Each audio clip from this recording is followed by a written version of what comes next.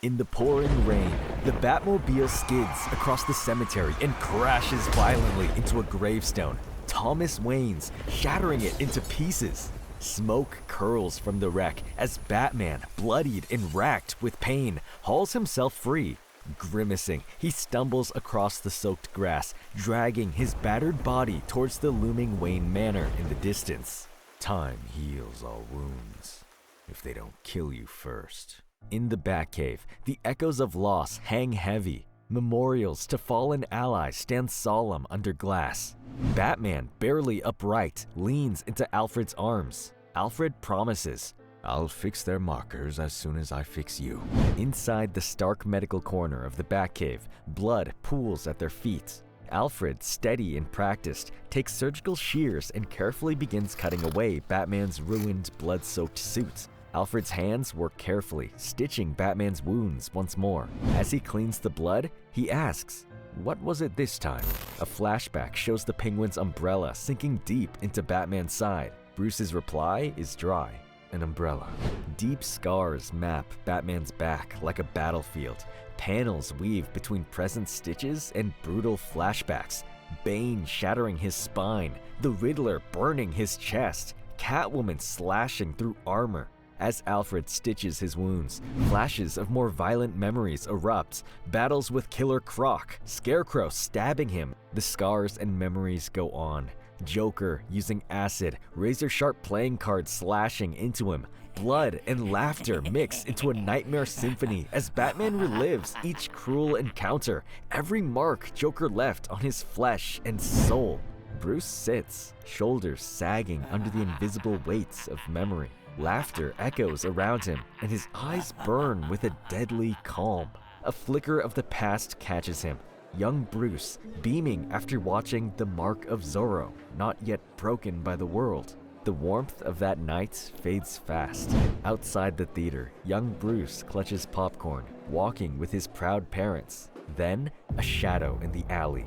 A gun, a demand for money and pearls. Fear slices through the boy's heart even before the first shot is fired. The gunman pulls the trigger. Thomas Wayne falls, then Martha. Blood pools around Bruce's small, frozen form. Tears and terror blur the moment as the robber flees into the night, leaving behind a boy shaped forever by death. This wound is deeper than the others. The television buzzes with grim news, Gotham's latest murders, and Joker's shadow looms behind it all. Now patched up, Bruce lifts the cowl once more. Inside a buzzing gym, Barbara Gordon pushes herself past the treadmill's maximum speed. Fueled by anger and a grim news report about another Joker murder, sweat drips down her determined face as her foot slams through the machine, stunning the room. As she leaves, someone mutters, "Damn, she broke another one." Steam rises in the showers. Barbara washes away the grime, but the scars remain, physical and emotional. Memories claw at her. Joker's grinning face, the gun, the camera. The haunting image of her assault blurs into the water. Grim-faced, Barbara twists the shower handle shut. In a rain-soaked cemetery, the Red Hood explodes into a brutal assault, breaking bones and leaving thugs bloody in his wake. News reports buzz over the carnage, rumors of multiple Joker sightings tonight. Jason Todd's fists do the talking, while nearby graves bear silent witness to the chaos. Tackled to the ground, Red Hood fights off attackers as a memory of Joker, wild-eyed and soaked in blood, looms over him with a crowbar raised high. "Let's crack his head open." Now with a gun to the back of his head, the goons threaten, "I'm gonna put a bullet in it." Red Hood counters, bones shattering under his blows as he demands answers about the Joker. The thugs stammer that they don't know, but Jason doesn't care. He needed the fight, dropping another thug in the mud. I needed to stretch my legs. The fight was now over. Elsewhere, a hand pulls a red helmet off a body, revealing a Joker's twisted grin underneath. Jim Gordon and his team react in shock. Bullock points out the impossibility. Joker hit 3 targets at once, meaning he's working with 2 imposters. Jimbo mutters grimly, 3 crime scenes, 3 Jokers. What's it all mean? Batman emerges from the shadows with answers. Gordon and Bullock debate which crime the real Joker committed. Killing the Moxons, the comedian, or the bodies here at Ace Chemical.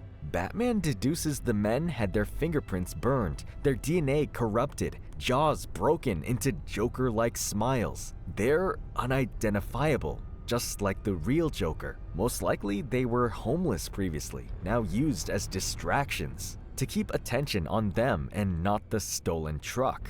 Gordon and Bullock watch Batman, unsure who he's talking to, until Batgirl reveals herself, perched above. She's already working the scene, above the green substance Joker once fell into. This was where the Joker was born. Batgirl explains, the Joker, or the Jokers, wanted to be seen, deliberately getting caught on camera at multiple crime scenes. Gordon reveals a bigger problem. One of the vats is empty, and a tanker truck is missing. Whatever was inside could unleash horror, and time is running out.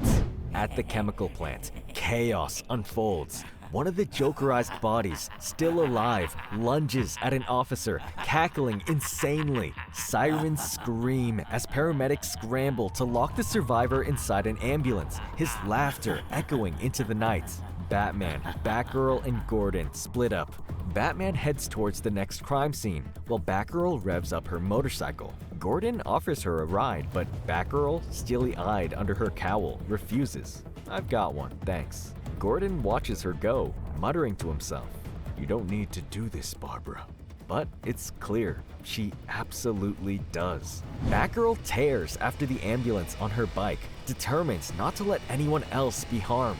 Batman watches her go, and the two talk about if Gordon knows Barbara is Batgirl. Barbara confirms he doesn't. Meanwhile, inside the ambulance, chaos brews. The Jokerized patient laughs uncontrollably, while an EMT starts to grab at his neck. The medic is revealed to be Red Hood, who now brutally interrogates the grinning Joker, demanding answers. Pills scatter across the floor. The terrified driver realizes something's wrong, shouting, "What the hell?" as the vehicle jerks wildly across the rain-slicked streets. Batgirl races alongside the swerving ambulance, asking Batman what's happening inside. Batman orders, "Stop the ambulance, however you can." Activating auto drive, he launches himself onto the careening vehicle, grappling and smashing his way towards the madness inside. Batman smashes into the ambulance and finds Red Hood grabbing at the man. Furious, Batman pulls Jason off, warning that if the man's heart rate spikes any higher, he'll enter cardiac arrest. Meanwhile, Batgirl revs her motorcycle and speeds ahead, attempting to intercept. Every second counts. Elsewhere, a raccoon crosses a quiet road. In the distance, headlights grow brighter, a heavy truck barreling straight towards it. As the terrified animal scrambles out of the way, the truck screeches past, leaving behind a toxic green trail splattered across the asphalt. The Joker's poison. A tanker truck from Ace Chemicals barrels down a rain-soaked road, leaking glowing green chemicals onto the pavement. Behind the wheel, a gloved hand, purple and unmistakable, steers calmly into the forest, vanishing into a tunnel of darkness. The truck rumbles deeper into the woods, splashing through puddles and roots. As it stops, steam hisses from the wheels. A Joker steps out, laughing softly to himself as he walks towards a distant, dimly lit cabin. Knocking on the door with a sinister rhythm, the Joker is met by another grinning face. They exchange mocking barbs over taking credit for chaos. One Joker jokes about grilling roadkill, while the other boasts that bigger madness is coming. "What the boss has been cooking up?" The bats in the forest explode into the night sky, scattering at the sound of their laughter. Back at the ambulance, Batman administers a second dose of antidote to stabilize the poisoned Joker victim. Tension flares between Red Hood and Batgirl over Jason's brutal methods, but Jason coldly justifies himself. The victim he interrogated was a criminal too, guilty of abusing his own child. As they regroup, they realize the night's attacks confirm their worst fear. The Joker isn't working alone. Inside the shadowy cabin, the true Mastermind Joker sits at a table, finger steepled in a calculating gesture. His chilling words hang in the air. We do what we always do. We try to make a better Joker. The horror behind the laughter deepens.